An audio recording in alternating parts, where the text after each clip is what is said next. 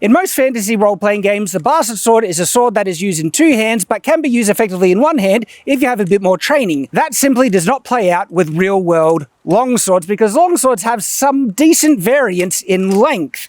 This one is what you would more identify as a bastard sword, and you do not need any additional training to use this sword one-handed as you would with an arming sword. In fact, this arming sword has a very equivalent length of blade to this bastard sword, so why would you need additional training to use this one-handed where you don't need for this one? And when I say training, usually this is in classic rules like D&D 3 or 3.5, and that's trained to be used effectively. Anyone can use a bastard sword one-handed, but you get negatives without an extra bit of training on top of it. In actual fact, the longsword should be broken up into three categories: bastard sword, longsword, and war sword. Each sword has differences in their range and leverage, also speed, depending on the weight balance, but interestingly enough, in terms of damage potential, it depends on the profile of the blade.